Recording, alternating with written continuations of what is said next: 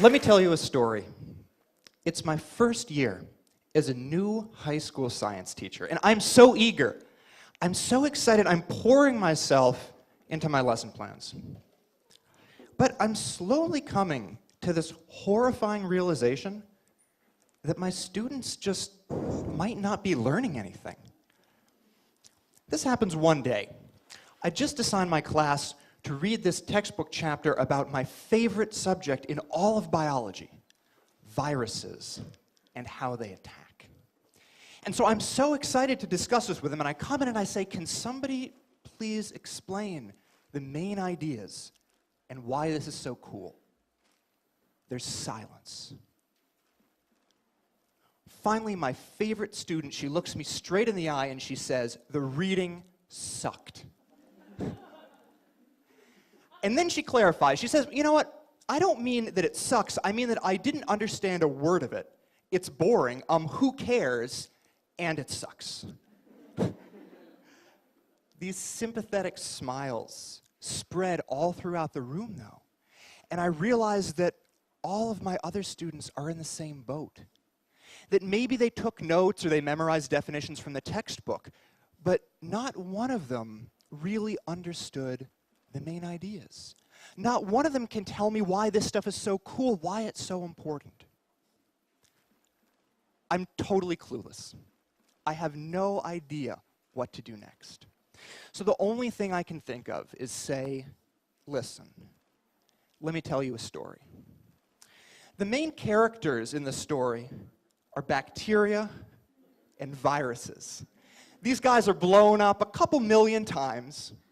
The real bacteria and viruses are so small, we can't see them without a microscope. And you guys might know bacteria and viruses because they both make us sick.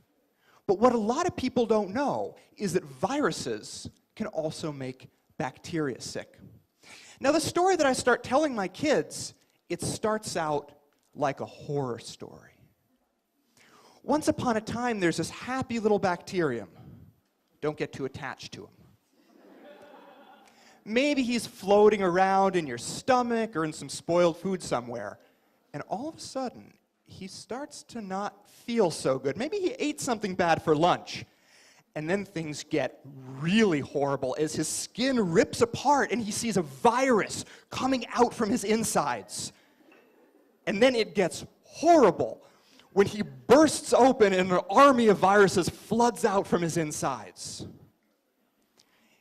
If ouch is right, if you see this and you're a bacterium, this is like your worst nightmare. But if you're a virus and you see this, you cross those little legs of yours and you think, we rock. Because it took a lot of crafty work to infect this bacterium. So this stuff is not that hard, right? And now all of you understand it. But if you've graduated from high school, I can almost guarantee you've seen this information before.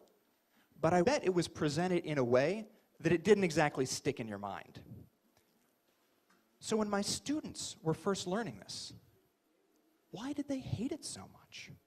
Well, there were a couple reasons.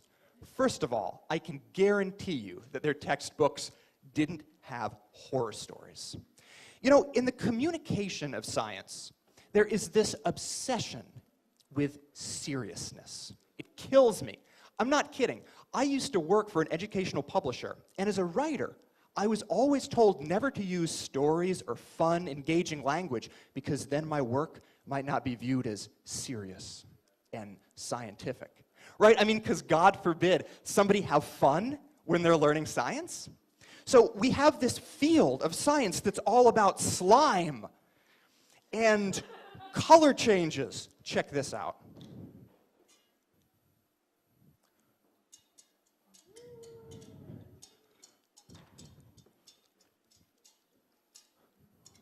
And then we have, of course, as any good scientist has to have, explosions. But if a textbook seems too much fun, it's somehow unscientific. Now, another problem was that the language in their textbook was truly incomprehensible.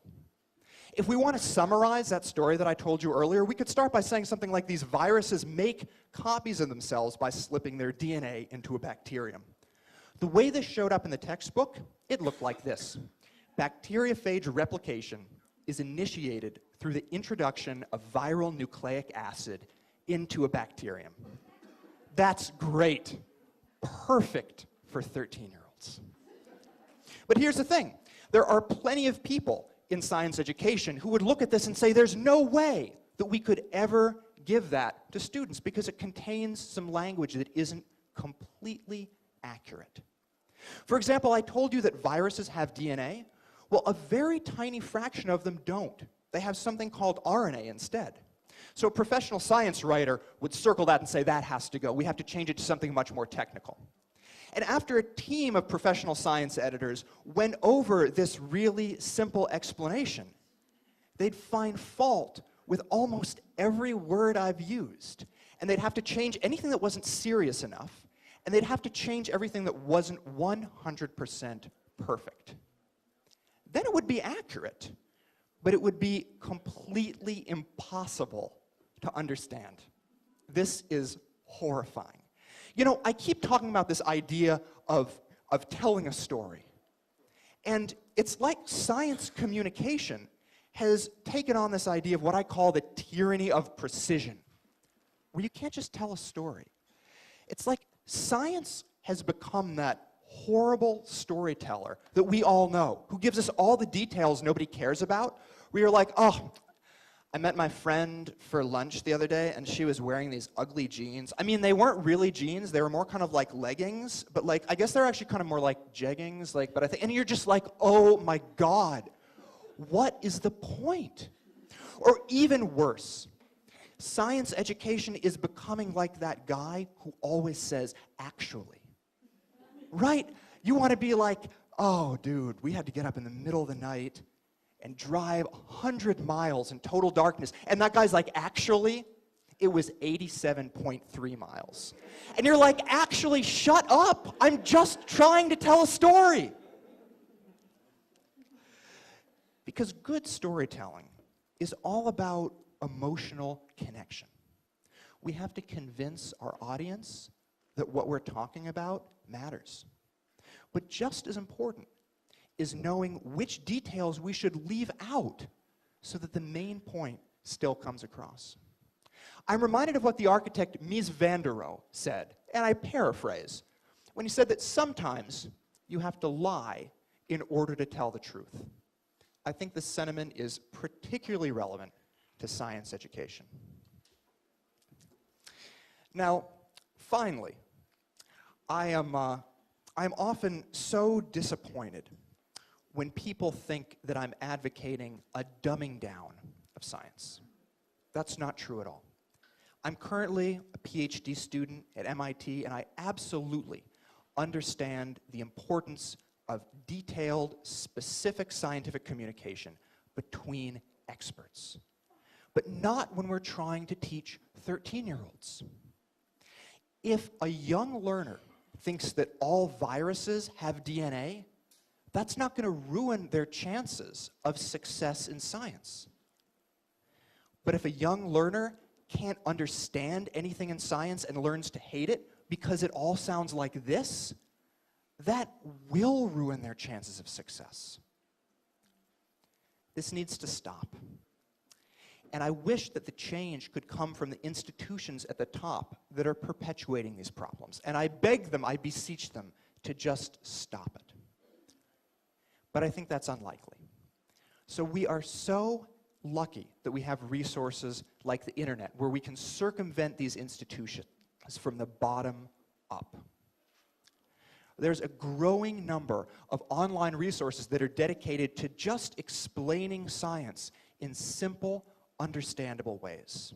I dream of a Wikipedia-like website that would explain any scientific concept you can think of in simple language any middle schooler can understand. And I myself spend most of my free time making these science videos that I put on YouTube. I explain chemical equilibrium using analogies to awkward middle school dances. And I talk about fuel cells with stories about boys and girls at a summer camp. The feedback that I get is sometimes misspelled, and it's often written in lolcats. But nonetheless, it's so appreciative, so thankful, that I know this is the right way we should be communicating science. There's still so much work left to be done, though. And if you're involved with science in any way, I urge you to join me. Pick up a camera, start to write a blog, whatever. But leave out the seriousness, leave out the jargon. Make me laugh, make me care. Leave out those annoying details that nobody cares about and just get to the point. How should you start? Why don't you say, listen, let me tell you a story.